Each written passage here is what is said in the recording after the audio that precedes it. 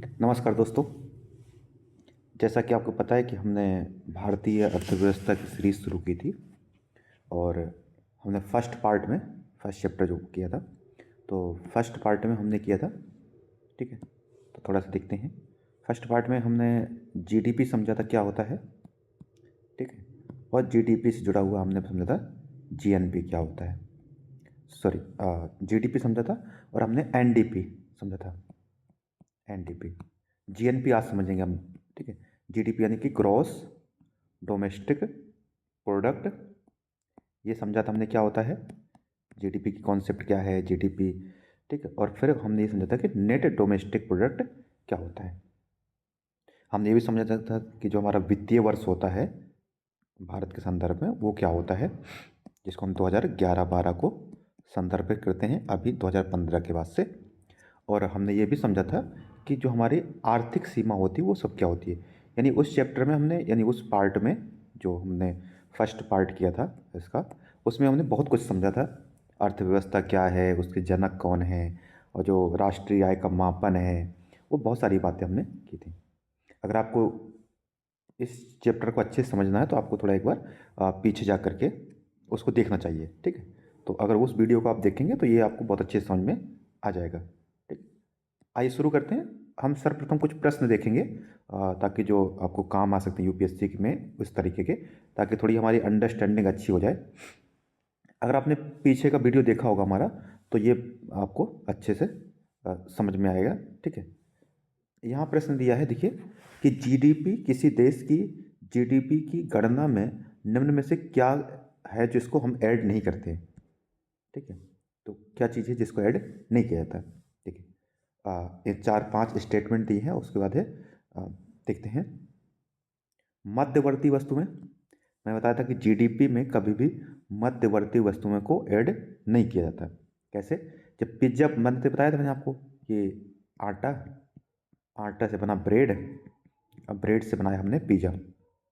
ठीक है, ब्रेड से बन गया पिज़्ज़ा। अब सपोज मानते हैं कि आटा जो था आपको वो 10 रुपये का था। इस आटे को जब हमने यूज किया, बनाया ब्रेड, तो ब्रेड हो गया हमारा 25 रुपये का। और इस 25 रुपये से पिज़्ज़ा बना तो उसकी कीमत होगी 50 रुपये। तो अब ये देखिए कि जो अंत में ये जो पिज़्ज़ा कीमत आई, इसमें आटे की कीमत भी जुड़ी हुई है और इसमें ब्रेड की कीमत भी जुड़ करके तब जाके ये 50 रुपये हुआ है। इस वजह से इन दोनों को वापस से जोड़ने की ज़रूरत नहीं है, नहीं तो ये दोहरी गणना हो जाएगी और जीडीपी ज़्यादा आ जाएगी। तो इस वजह से जो मध्यवर्ती वस्तु होती हैं उनको कभी भी नहीं जोड़ते हैं। ठीक है, तो ठीक है, ये तो हो गया हमारा आंसर कि हाँ, इसको ऐड नहीं करते। दूसरा, जो पुरानी वस्तुओं की खरीद बिक्री होती है, जैसे मैंने पुरानी कार है, ठीक है, और आपने उसको बेच दी, तो पुरानी कार जितने की भी थी, आपका पुराना फ़ोन है, मानते हैं आपने 10,000 का फ़ोन खरीदा था, अब इस 10,000 के फ़ोन को किसी को 5,000 में बेच दिया, तो आप देखिए इसमें क्या कुछ नया उत्पादन हुआ क्या? नहीं हुआ। वही चीज़ थी, उसी को आपने आगे बेच दिया उसमें डेप्रिसिएशन काट करके, तो इसमें कुछ भी नया उत्पादन नहीं हुआ है ना, तो आपने कुछ इसमें ऐड किया है नया।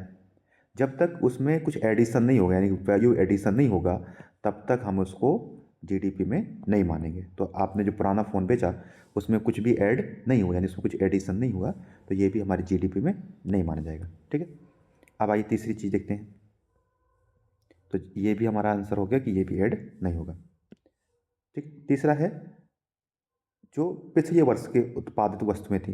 सपोज कि अगर कोई वस्तु का उत्पादन 2023-24 में हुआ है, ठीक है, और हम 24-25 की गणना कर रहे हैं, तो ये जो जीडीपी उत्पादित वस्तुएं हैं, ये तो 2023-24 की जीडीपी में जोड़ी जाएंगी, 24-25 की जीडीपी में नहीं जोड़ी जाएंगी, क्योंकि ये उत्पादन हुई थी पिछले वर्ष की कीमत में। ठीक है, तो बैक ईयर में है तो इस वर्ष की जीडीपी में वो ऐड नहीं होगी। ठीक है, तीसरा, अवैतनिक सेवाएं, यानी ऐसी सेवाएं जिनमें कोई भी हमें राशि प्राप्त नहीं होती है, जिससे कोई कमाई नहीं होती, जैसे कि घर के कार्य हो गए या कोई सामाजिक सेवा हो गई। ऐसी सेवाएं जिसमें कोई वेतन प्राप्त नहीं होता, सामाजिक सेवाएं, ये सभी सभी क्या हमारी अवैतनिक सेवाएं हैं, तो इनको भी हम जीडीपी में ऐड नहीं करते हैं। ठीक है, जैसे घर में हमारी माएँ काम करती हैं तो उनको कोई वेतन प्राप्त नहीं होता है, इस वजह से वो जीडीपी में उनको, उनके कंट्रीब्यूशन को जीडीपी में ऐड नहीं करते हैं। ठीक है, तो तीसरा भी सही है, दूसरा भी सही है, चौथा भी सही है। अब आते हैं पांचवा, जो शेयर और बॉन्ड बॉन्ड होते हैं। शेयर की खरीद बिक्री जो होती है, याद रखिए, ये बॉन्ड की खरीद बिक्री होती है, इसमें भी कुछ ऐड थोड़ी ना हुआ, यानी कि इसकी कीमत में कुछ हमने ऐड थोड़ी किया है।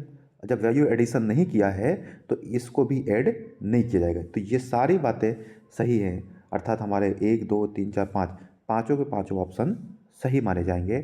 इन सभी को ऐड नहीं किया जाता है, तो ये पाँचवा है। ठीक है, अब आइए देखिए दूसरा प्रश्न। हमने समझा था कि वास्तविक जीडीपी और सांकेतिक जीडीपी क्या होता है। तो आप इसको देखिए प्रश्न को, आप बताइए इसका उत्तर क्या होगा। ठीक है, वास्तविक जीडीपी एवं नॉमिनल, जिसको हम सांकेतिक जीडीपी भी कहेंगे, उसके संदर्भ में विचार करना है, सांकेतिक जीडीपी। ठीक है, तो बताइए, कह रहे वास्तविक जीडीपी की गणना उसी वर्ष की जाती है जिस वर्ष की बात होती है, जबकि जो सांकेतिक जीडीपी, जो नॉमिनल जीडीपी है, इसकी गणना आधार वर्ष पे की जाती है। ठीक, तो क्या ऐसा है क्या? दूसरा, वास्तविक जीडीपी की गणना में मुद्रास्फीति को समायोजित किया जाता है। तो वास्तविक जीडीपी मुद्रास्फीति को समायोजित करते हैं, नॉमिनल जीडीपी में समायोजित नहीं किया जाता है। तो क्या ऐसा है क्या? और नॉमिनल जीडीपी में वृद्धि देश में उत्पादन का सूचक है, वास्तविक सूचक है, इसमें होनी चाहिए वास्तविक उत्पादन में वृद्धि का सूचक है। ठीक है, तो आइए देखते हैं। देखिए, मैं बताया था कि जो वास्तविक जीडीपी होती है, इसकी गणना करते हैं हम आधार वर्ष के आधार पर। कब करते हैं? आधार वर्ष के आधार पर। और जबकि हमारी जो सांकेतिक जीडीपी होती है, वो उसी वर्ष की कीमतों पर गणना करते हैं। तो हमारा फर्स्ट स्टेटमेंट रॉन्ग हो गया। दूसरा कह रहा है कि जो ये है जो वास्तविक जीडीपी है, इसमें मुद्रास्फीति को समायोजित किया जाता है, और जबकि नॉमिनल जीडीपी में समायोजित नहीं किया जाता है। देखिए, आपको बता दें कि जो हमारी वास्तविक जीडीपी होती है, उसमें मुद्रास्फीति जोड़ी नहीं जाती, क्योंकि ये तो हम गणना कर रहे हैं आधार वर्ष पर, और जब आधार वर्ष पर गणना करेंगे तो इसमें मुद्रास्फीति की कोई बात है ही नहीं है। ठीक है, जबकि सांकेतिक जीडीपी जो है, उसमें मुद्रास्फीति की गणना जुड़ा होता है। तो इस वजह से ये भी हमारा रॉन्ग हो गया। फर्स्ट भी रॉन्ग है, सेकंड भी रॉन्ग है, थर्ड। अब देखिए, मैंने ये भी समझाया था कि जो हमारी वास्तविक जीडीपी होती है, वही हमारी बताती है कि अगर उसमें वृद्धि होगी तो हमें ये समझ में आएगा कि उत्पादन में वृद्धि हुई है। ठीक है, सांकेतिक जीडीपी में वृद्धि तो महंगाई की वजह से भी हो सकती है, कि हो सकता है कीमतें बढ़ गई हों, तो सांकेतिक जीडीपी हमारी ज़्यादा दिखेगी, तो इससे उत्पादन का पता नहीं हो पाएगा। तो ये भी रॉन्ग हो गया। इसमें से कितने सही हैं? कह रहे हैं कि इसमें से कौन सा सही है। अच्छा, तो आखिरी जो प्रश्न है, ये ऑप्शन होती थी कोई नहीं। ठीक, तो कह रहे how many statements are correct, तो इसमें कोई भी स्टेटमेंट सही नहीं है, कोई नहीं। ठीक है, अब आइए तीसरे प्रश्न पे। इसका उत्तर हम अभी, आप देखिए इस प्रश्न को आज समझेंगे, और उसके बाद आप इसका उत्तर आखिरी में देंगे। ठीक है, तो आखिरी में इसका उत्तर अपने आप ही आप समझ जाएंगे। ठीक है, आइए बात करते हैं इसका। अब आते हैं हमारे टॉपिक पे, जहाँ से हमने छोड़ा था। मैं एक बार आपको सजेस्ट और करता हूँ कि अगर आपने हमारा पीछे का वीडियो नहीं देखा तो आप उसको जरूर देखिए, तभी आप आज का समझ में आएगा, अदरवाइज आज की चीज़ समझ में नहीं आएगी। ठीक है, आज काफ़ी कुछ समझना है, फटाफट थोड़ा समझेंगे। ठीक है, आइए, ये हमने यहाँ तक समझा था। आज हमें समझना है राष्ट्रीय, ठीक है, आज हम समझेंगे सकल राष्ट्रीय आय क्या होती है हमारी, ये उत्पाद क्या होता है, सॉरी। ठीक है, जीएनपी की बात करेंगे कि सकल राष्ट्रीय उत्पाद क्या होता है, इसके बारे में बात करते हैं। देखिए, थोड़ा सा आते हैं वापस से, एक पेज ऐड करते हैं इसमें, और फिर हम समझने का प्रयास करते हैं इसमें। ठीक है,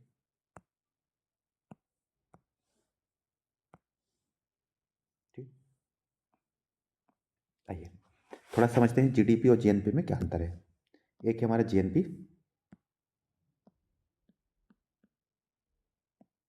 एक था जीडीपी। ठीक, ग्रॉस नेशनल प्रोडक्ट, ये हो गया ग्रॉस डोमेस्टिक प्रोडक्ट। ठीक है, समझते देखिए इसको, ध्यान समझिएगा इसको। जीएनपी कहता है कि इसमें आपको यह ध्यान रखना कि उत्पादन कौन कर रहा है, उत्पादन कौन कर रहा है, और यहां है उत्पादन कहां हो रहा है। मतलब उत्पादन कहाँ, इसमें क्या है कौन।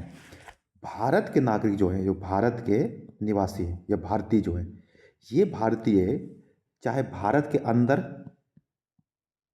या भारत के बाहर, मतलब भारत में या भारत के बाहर, कौन, भारतीय व्यक्ति या भारतीय कंपनियां, चाहे भारत में कहें चाहे भारत के बाहर कहें, जो भी एक वर्ष में उत्पादन करते हैं,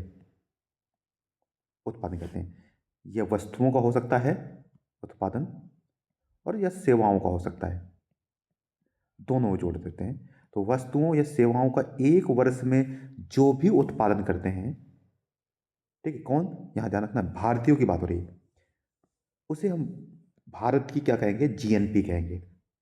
ठीक है, मतलब भारतीयों द्वारा एक वर्ष में भारत में या भारत के बाहर जो भी उत्पादन किया गया है, वो चाहे वस्तुओं का उत्पादन हो चाहे सेवाओं का उत्पादन हो, एक वर्ष में, उसे हम क्या कहेंगे, भारत की जीएनपी कहेंगे। परंतु जीडीपी में समझा दें, जीडीपी क्या होता है कि भारत की सीमा के भीतर, भारत की सीमा के अंदर, कौन सीमा, आर्थिक सीमा के अंदर, चाहे भारतीय हो चाहे विदेशी हो, भारतीय कंपनी हो चाहे विदेशी हो, ये जो भी उत्पादन करेंगे उसको भारत की जीडीपी मानी जाएगी। यहाँ पे क्या था कि कौन उत्पादन कर रहा है, और यहाँ पर कहाँ, इसमें क्या था, कहाँ पर उत्पादन हो रहा है। तो जीडीपी मेन चीज़ है कहाँ पर उत्पादन हो रहा है, ये भारत की सीमा के अंदर, चाहे भारतीय कंपनी हो चाहे विदेशी कंपनी हो, एक वर्ष में जितना उत्पादन करेगी उसे हम भारत की जीडीपी कहेंगे।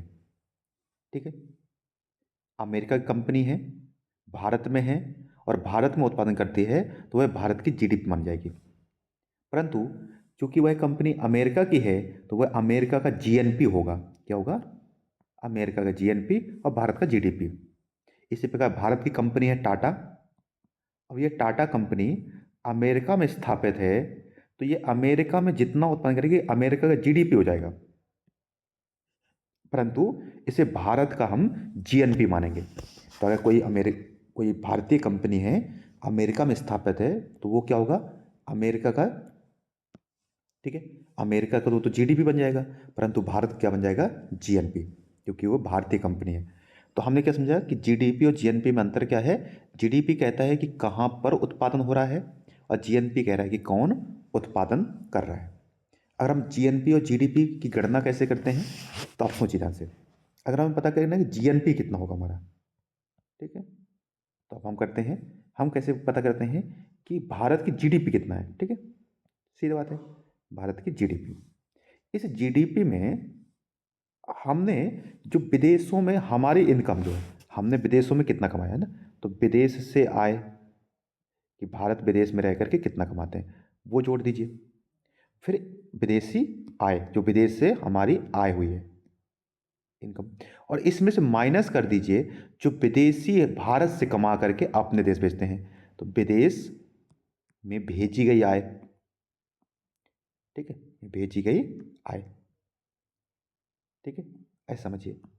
दो बातें फिर से, मतलब क्या कि अगर हमें जीएनपी पता करना है, तो उसमें हमें ये पता करना है कि जीडीपी कितना है, जीडीपी में से जो भारतीयों ने विदेशों में कमाया है उसको जोड़ दीजिए, और जो विदेशियों ने भारत में कमाया है उसको घटा दीजिए, तो हमारा जीएनपी आ जाएगा। ठीक है, जैसे ऐसे समझते हैं कि मान लेते हैं कि भारत की जीडीपी 100 रुपये है, ठीक है, जीडीपी 100 रुपये है, तो जीडीपी हमारी 100 रुपये आ गई।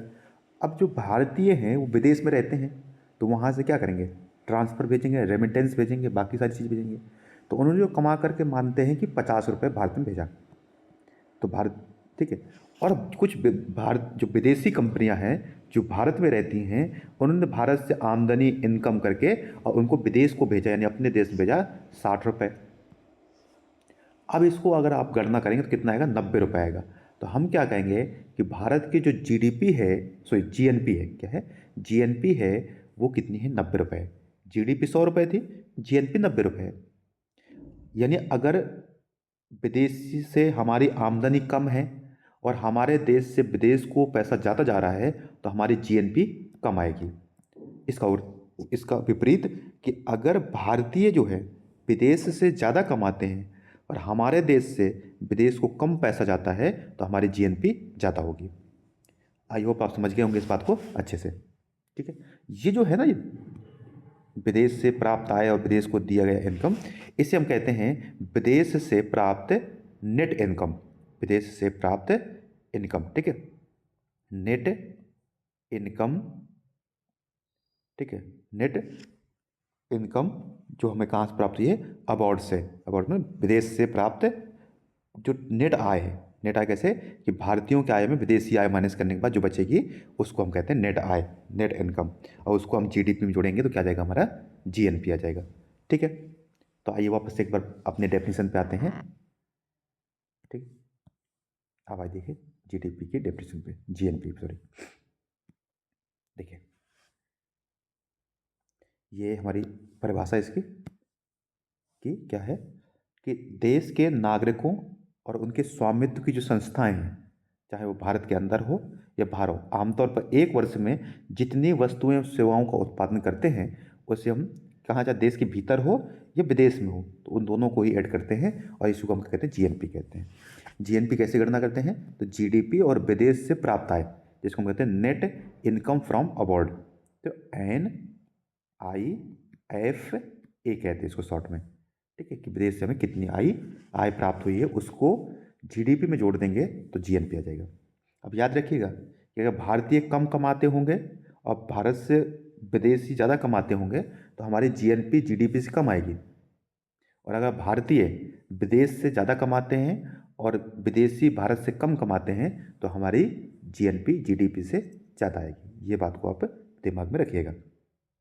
ठीक है, आइए अब समझते हैं आगे। ठीक है,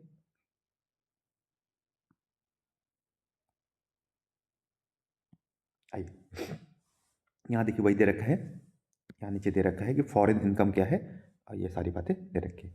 जिस विदेश से विदेशी आय क्या हो सकती है, हमारी जो विदेश से ब्याज प्राप्त होता है, रेमिटेंस प्राप्त होता है, या हमारी कोई कंपनी है या हमने कोई इन्वेस्टमेंट कर रखा है वहाँ से जो डिविडेंड प्राप्त होता है, ये सारी विदेश से आय होती है। उसी प्रकार विदेशी कंपनी अगर हमारे देश में होंगी तो वो हमारे देश से आय अर्जित करेंगी, उसी प्रकार से हमारे देश से पैसा बाहर जाएगा। ठीक है, तो जीडीपी और जीएनपी में अंतर समझ में आया आपको। अब आते हैं, एक शब्द होता है एनएनपी। जिस प्रकार से जीडीपी के बाद एनडीपी आया था, जीडीपी में के बाद हमने क्या किया था, डेप्रीसिएशन को माइनस किया था, तो क्या आया था, एनडीपी आया था, नेट डोमेस्टिक प्रोडक्ट। उसी प्रकार से जीएनपी के बाद एनएनपी आता है, नेट नेशनल प्रोडक्ट। इसमें वही होता है, हम जो मशीनें हैं, उपकरण हैं, संपत्ति हैं, इनमें जो टूट फूट की वजह से इनकी जो कीमत कम होती है, घटती है, तो उस आय को माइनस कर देते हैं जीएनपी में से, तो हमारा आ जाता है एनएनपी। यानी कि हम डेप्रीसिएशन को माइनस कर देंगे जीएनपी में से, तो क्या आएगा, एनएनपी आएगा। ठीक है, ये मैं समझा चुका हूँ डेप्रीसिएशन क्या होता है, आप पीछे का वीडियो अवश्य देखिएगा। ठीक, क्योंकि अगर यही बात दोबारा समझाएंगे तो फिर यहाँ पर वो ख़त्म नहीं हो पाएगा, चैप्टर बहुत बड़ा हो जाएगा। ठीक है, आइए वापस आते हैं। अब जीडीपी की गणना जो है में क्या क्या ऐड किया जाता है, क्या क्या नहीं किया जाता है, मैं ये पीछे आपको समझाया था प्रश्न में, वही यहाँ पे दिया है। जैसे वैसी वस्तुएं जिनका कोई कीमत नहीं होती, जिनका कोई मौद्रिक कीमत नहीं है या बाजार कीमत नहीं है, उनको हम ऐड नहीं करते हैं। ठीक है, जैसे घर में जो कार होते हैं, गृहिणी कार, उनको जीडीपी में ऐड नहीं करते हैं। स्वयं द्वारा उत्पादित कोई वस्तुएं जो खुद उत्पादन किया, खुद यूज कर गई, हमने घर में ही कुछ बनाया और उसको खा गए, तो उसमें कुछ एडिशन थोड़ी ना हुआ, उसको मार्केट में बेचा नहीं, तो ऐसी वस्तुओं को भी हम उसमें ऐड नहीं करते हैं। दोस्तों को, परिवार को कोई उपहार देते हैं, गिफ्ट देते हैं, घर की कोई चीज़, तो उससे भी हम जीडीपी में ऐड नहीं करेंगे। ठीक है, मानते कि आपके पिता से, आपके फादर से, आपके पिता से जो संपत्ति आपको प्राप्त हुई है, तो उसमें कुछ ऐड नहीं हुआ, तो उस संपत्ति को आप प्राप्त किए हैं, वो जीडीपी में प्राप्त ऐड नहीं होगी। ठीक है, तो अगर कोई घर की चीज़ उपहार देते हैं तो वो ऐड नहीं होता। ठीक है,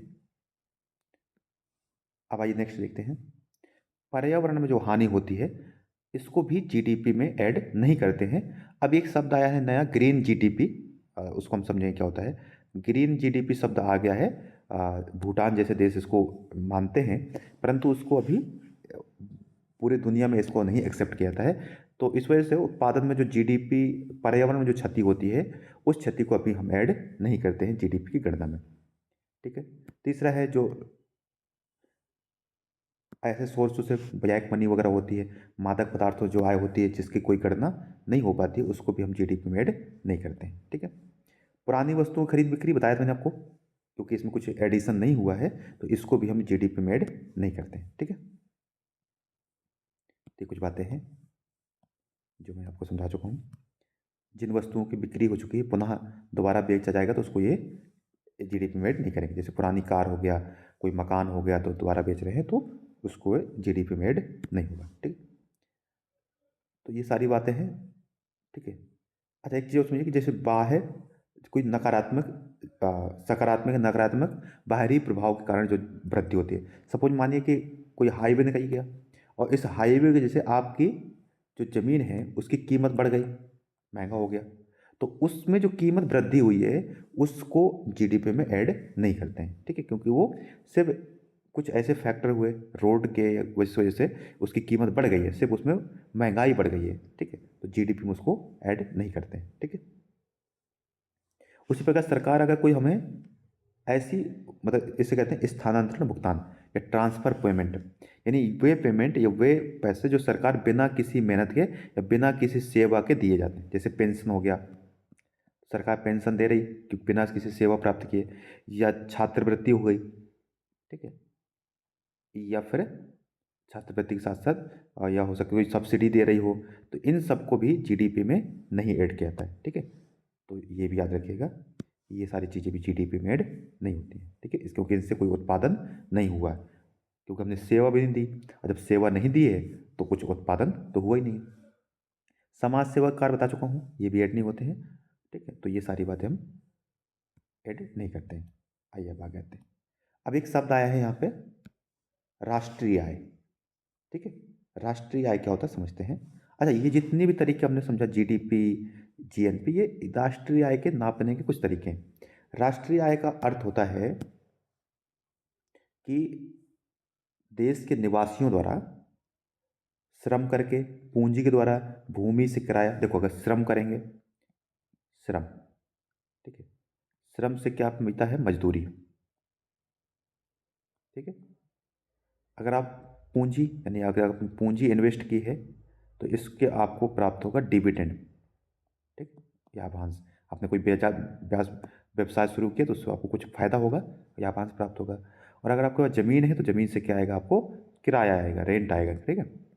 किराया आएगा। तो इस सब से जितनी भी आमदनी होती है, और भी कुछ हो सकते हैं, इनसे एक वर्ष में जितनी भी आय होती है सभी क्षेत्रों से, भारत के अंदर जितने भी सेक्टर हैं सभी सेक्टर से जितनी भी आय होती है, उस सभी आय को जोड़ दें तो देश की क्या कहते हैं, राष्ट्रीय आय बन जाती है। तो राष्ट्रीय आय क्या है कि सभी स्रोतों से भारत की जितनी भी आमदनी हो रही है उसको हम क्या कहेंगे, राष्ट्रीय आय कहते हैं।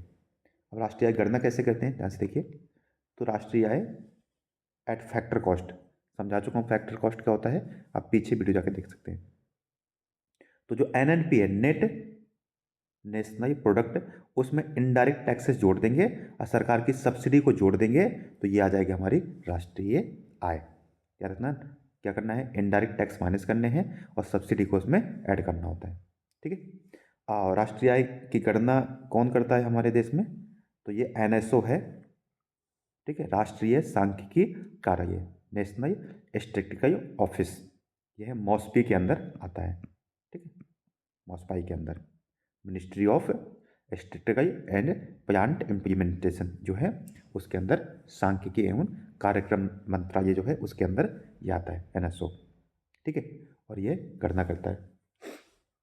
इसमें गणना में 3 सेक्टर हैं, प्राथमिक क्षेत्र, द्वितीयक क्षेत्र, तृतीयक क्षेत्र, ये समझा चुका हूँ मैं।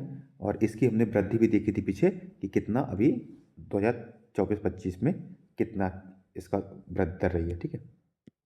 तो इसको आप एक बार देखेंगे। अब आइए हम थोड़ा सा, 2 टाइप की इनकम और होती हैं। जैसे यहाँ पे एक शब्द है व्यक्तिगत आय और प्रयोज्य आय। ये क्या होता है दोनों समझते हैं थोड़ा सा। देखिए व्यक्तिगत आय क्या होती है और प्रयोज्य आय क्या होता है। माना कि आपने एक वर्ष में या आपने एक वर्ष में या एक माह में आपने कितना कमाया, कितना कमाया, मात्र 100 रुपये आपने कमाया सभी सारे कार्य करके। ये जो 100 रुपये आपने कमाया है या जितना आपने कमाया है वो आपकी क्या है, व्यक्तिगत आय है। परंतु याद रखना कि अभी इसमें आपको क्या करना पड़ेगा, इसमें आपको बहुत सारे टैक्स देने पड़ेंगे। जैसे इसमें डायरेक्ट टैक्स जो अगर है तो डायरेक्ट टैक्स देना पड़ेगा, तो डायरेक्ट टैक्स माइनस कर दीजिए। या कोई अदर टैक्स भी इसमें है तो उस टैक्स को भी घटा दीजिए। यानी वो इनकम जो सिर्फ बची है आपके उपयोग करने के लिए कि भैया ये पैसा आपका है, अब आप इसका उपयोग कर सकते हो, इसमें ये आपका पैसा है। क्योंकि आप जितना कमाते हो वो सिर्फ आपका नहीं होता है, उसमें सरकार टैक्स मांगती है। ठीक है, तो 100 रुपये में अगर आपने 10 रुपये टैक्स दे दिया, ये कौन सा टैक्स है, ये डायरेक्ट टैक्स है। डायरेक्ट में इनकम टैक्स जैसे कह सकते हैं, या कोई और सेवा टैक्स हो सकता है। ठीक है, जैसे कि हाउस टैक्स हो गया।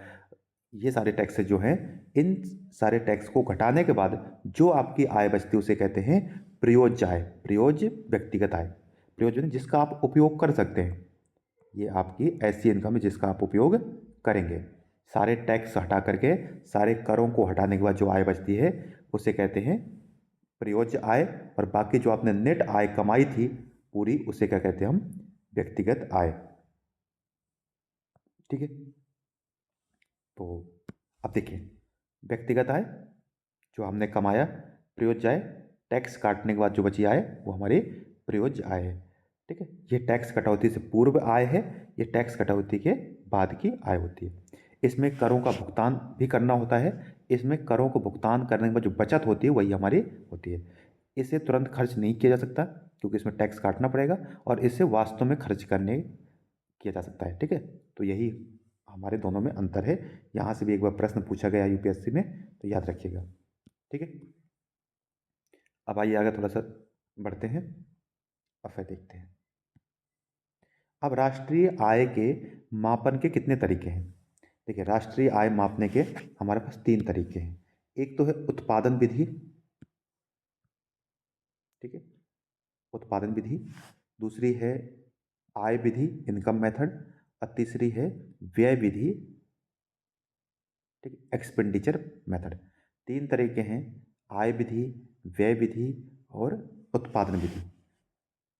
इनको हम बाद में समझेंगे, थोड़ा सा आगे समझते हैं कि ये क्या होता है।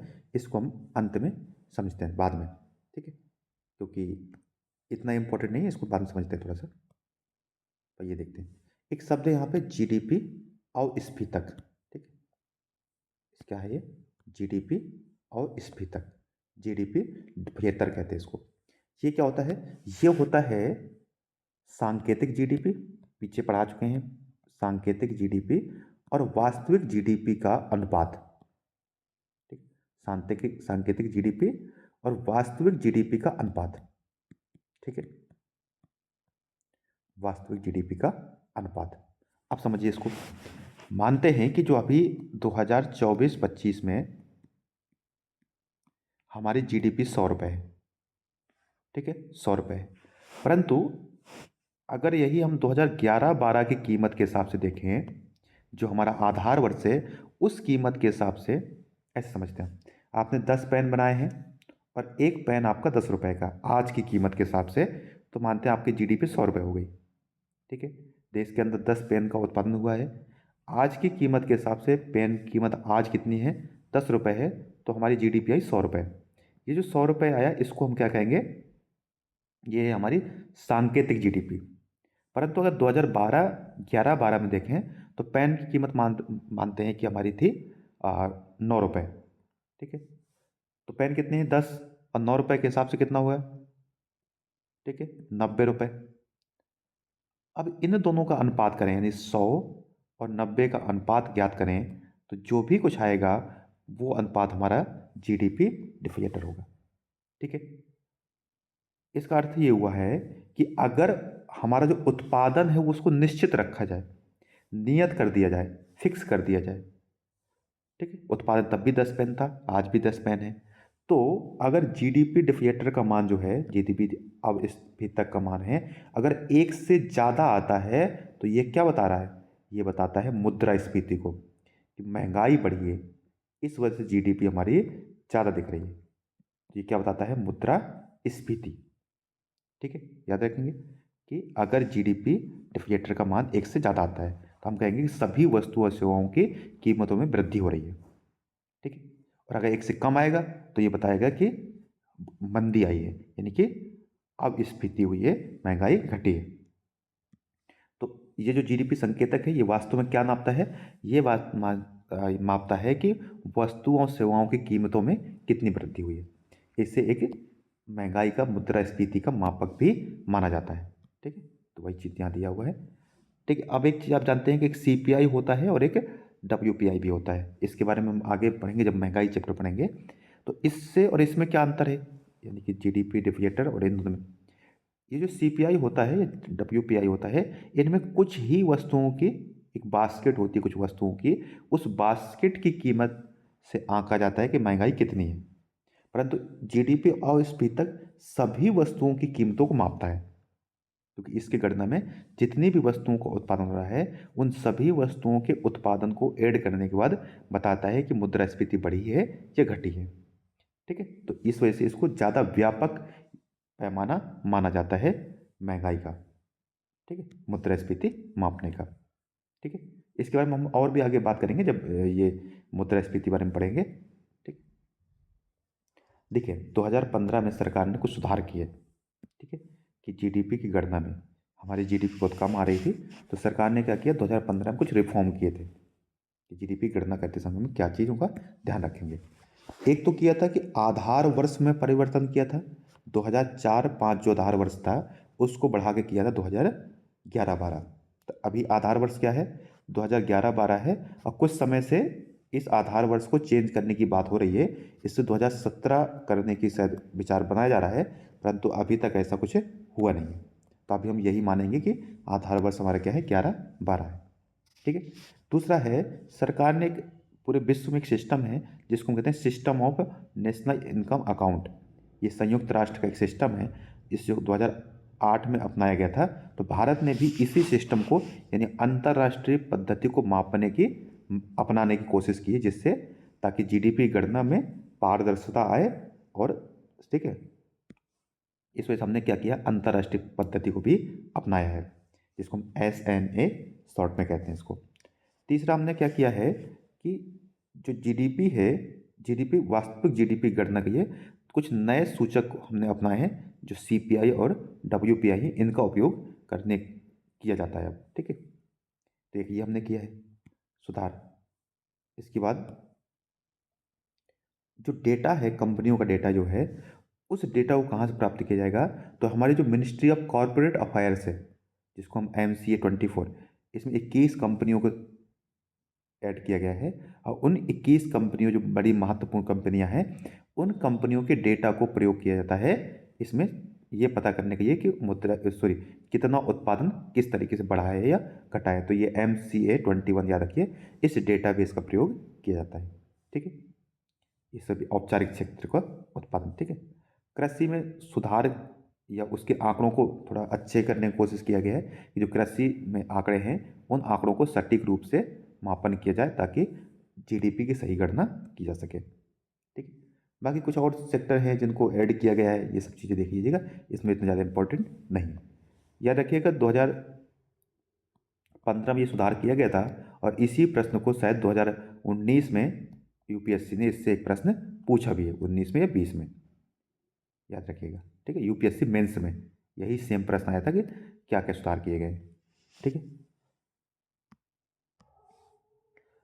उसी में 2015 में ही हमने एक नया चीज़ अपनाया था जिसको हम कहते हैं जीबीए। ठीक है, जीबीए 2015 में सरकार ने जीबीए की गणना शुरू कर दी है। तो जीबीए क्या होता है, थोड़ा समझते हैं इसको। जीबीए देखिए क्या होता है। जीबीए को कहते हैं ग्रॉस वैल्यू एडेड।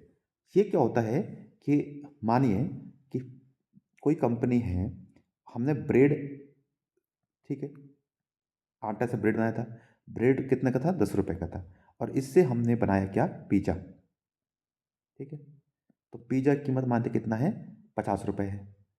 तो हम जीडीपी में इस 50 रुपये को ऐड नहीं करेंगे, बल्कि क्या करेंगे, इस 10 रुपये को माइनस कर देंगे, क्योंकि हमने इसमें कितना वृद्धि किया है, हमने इसमें एडिशन कितना किया है।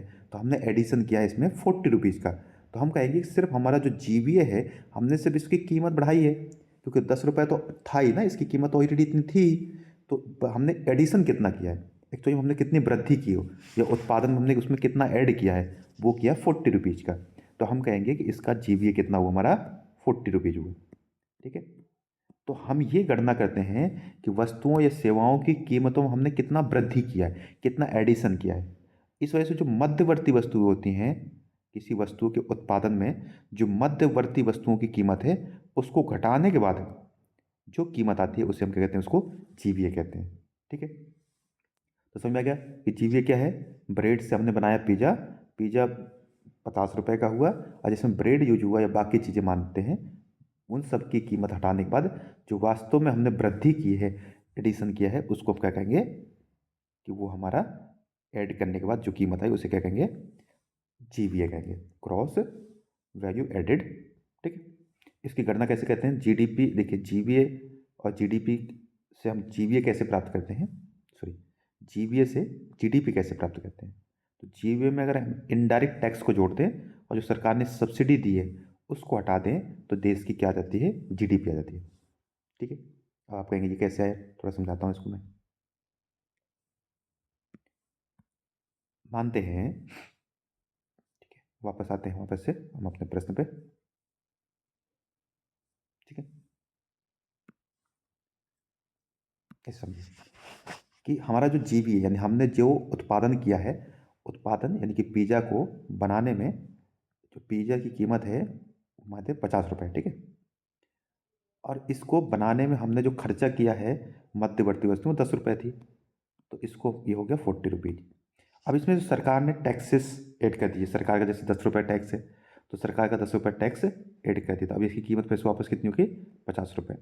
परंतु सरकार ने कहा कि पिज़्ज़ा कंपनी जो है उनको हम प्रमोट करेंगे और उसको हम सब्सिडी देंगे, कितने की, 5 रुपये की।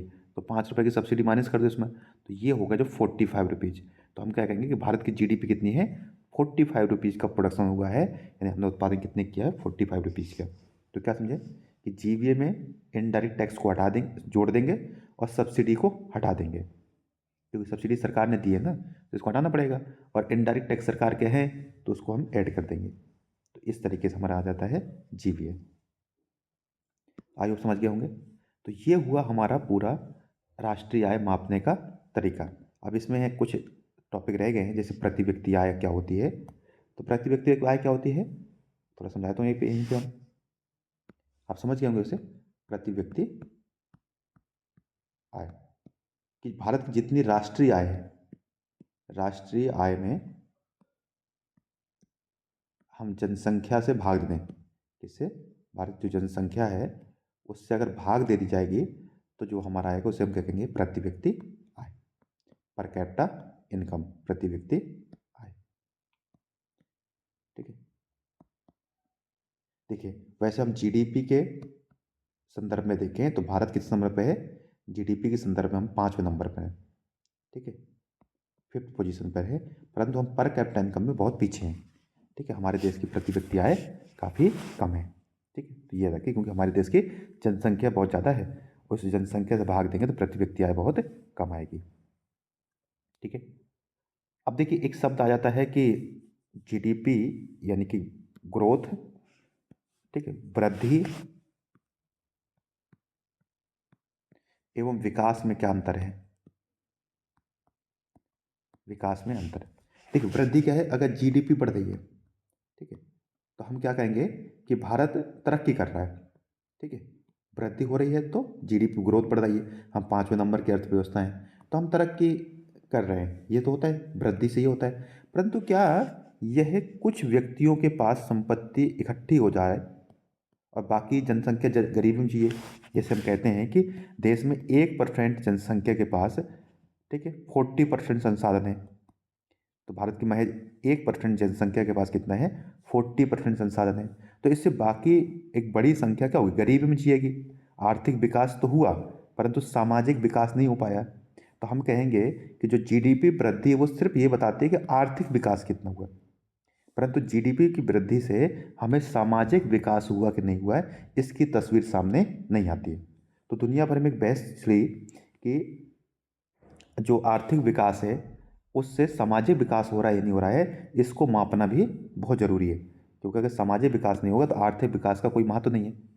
तो आपको पता है कि यूएनडीपी ने, यूनाइटेड नेशन जो संयुक्त राष्ट्र विकास कार्यक्रम है, यूएनडीपी ने एक एच डी आई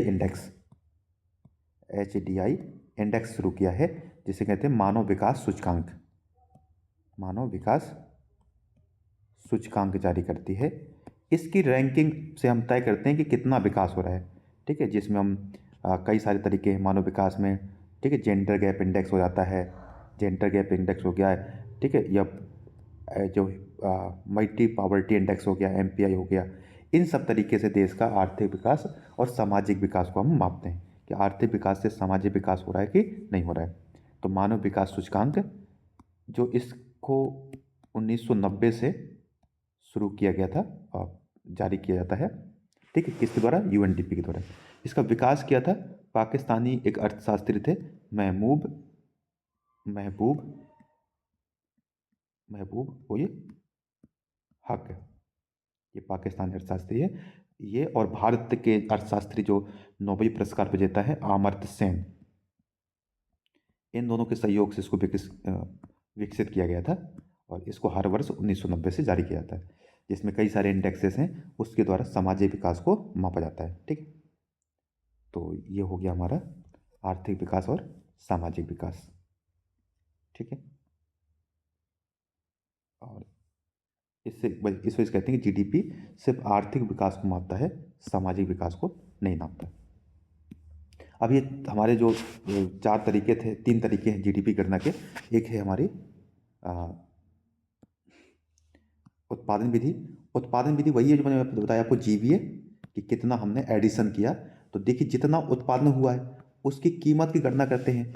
अगर बाजार दर पर गणना करेंगे कि अभी जो रेट है उसके मौद्रिक मूल्य पर गणना करेंगे, तो इसे क्या कहेंगे? सांकेतिक जीडीपी, ठीक है। और अगर हम, या इसको हम ये भी कहते हैं कि जीडीपी एट मार्केट प्राइस। और अगर बेस ईयर एंड आधार वर्ष की कीमत पर गणना करेंगे तो उसे कहेंगे जीडीपी एट वास्तविक जीडीपी, ठीक है। तो जीवीए जो है बताया मैंने आपको, उसको हम कहते हैं उत्पादन विधि। दूसरा होता है आय विधि, कि देश में सभी स्रोतों से जितनी भी आमदनी हो रही है, जितनी भी आय हो रही है, उस सभी आय को जोड़ दीजिए तो हमारी जीडीपी आ जाएगी, ठीक है। इसको हम क्या कहेंगे? आय विधि। व्यय विधि क्या होता है? कि कितना व्यय कर रहे हैं, खर्च कर रहे हैं। अब देखिए कौन कौन सा कंजप्शन होता है, कंजप्शन या व्यय होता है। तो एक तो आम जनता कितना व्यय कर रही है, ठीक है, आप और हम कितना खर्च कर रहे हैं, भैया सरकार गवर्नमेंट कितना खर्च कर रही है, ठीक है, ठीक है। तो इसकी देखिए गणना कैसे करते हैं, थोड़ा समझते हैं। आय विधि से, सॉरी, व्यय विधि से गणना करने का तरीका होता है कि तीन चीज़ें। एक तो होता है कंजप्शन सी, यानी हम लोग कितना उपयोग कर रहे हैं। आई, इन्वेस्टमेंट कितना हो रहा है, जी, सरकार कितना खर्च कर रही है। Yes, X minus M, export minus import, कि हम कितना मंगवा रहे हैं, यानी कितना इम्पोर्ट कर रहे हैं और कितना एक्सपोर्ट कर रहे हैं, ठीक है। तो X minus M, export minus import, इन सूत्र से हम क्या करते हैं, गणना करते हैं, वो हमारी व्यय विधि होती है। तो ये ज़्यादा इंपॉर्टेंट नहीं है, इस पर बहुत ज़्यादा ध्यान देने की जरूरत नहीं है। आप ये याद रखिए मोटा मोटा, ये तीन तरीके होते हैं: उत्पादन विधि, आय विधि, व्यय विधि, ठीक है। आई होप आप समझ गए होंगे। अब आइए आखिरी जो प्रश्न रहेगा तो उसको देखते हैं हम। क्या था हमारा प्रश्न? कि जीडीपी और स्फीति के बारे में निम्न प्रश्न पर विचार करना था, ठीक है। तो कह रहे हैं कि यह मुद्रास्फीति को व्यापक रूप से मापने का एक सूचकांक है, एकदम सही दिया है। इसे वास्तविक जीडीपी का नॉमिनल जीडीपी के साथ अनुपात करते हैं। ये विपरीत दे रखा है। आपको पता है कि जो ना सांकेतिक जीडीपी होती है, सांकेतिक जीडीपी, ठीक है, और अपॉन में होता है वास्तविक जीडीपी, ठीक है, विपरीत दिया हुआ है कथन। तो ये रॉन्ग दे रखा है। तो इसमें कथन एक सही है हमारा, दूसरा हमारा रॉन्ग है, ठीक है। तो ये हो गया हमारा चैप्टर, फर्स्ट चैप्टर। और आई होप कि आपको ये पसंद आया होगा। अगर आपको ये चैप्टर पसंद आया हमारा तो सब्सक्राइब कीजिए, अपने दोस्तों के साथ शेयर कीजिए, साझा कीजिए, और बताइए, और भी अब अच्छे अच्छे कमेंट के साथ बताइए कि हम क्या और कर सकते हैं इसमें सुधार। ठीक है। और सेकंड चैप्टर जो होगा हमारा, वो होगा मुद्रा एवं बैंकिंग। ठीक है, मुद्रा एवं बैंकिंग। यदि किसी को कोई डाउट है तो भी आप पूछ सकते हैं। हम इसमें प्रश्नों की संख्या बढ़ाएंगे और जो भी करंट अफेयर होगा उसको भी अपडेट करके बताया जाएगा। ठीक है। तो मुझे उम्मीद है कि मैंने इसको समझाने में कामयाब रहा हूँ। और अगर आपको फिर भी कोई डाउट है तो आप अवश्य पूछिए कमेंट बॉक्स में। ठीक है। और इसका पुराना जो फर्स्ट पार्ट था आप उसे भी अवश्य देखिए। ठीक है दोस्तों, जय हिंद।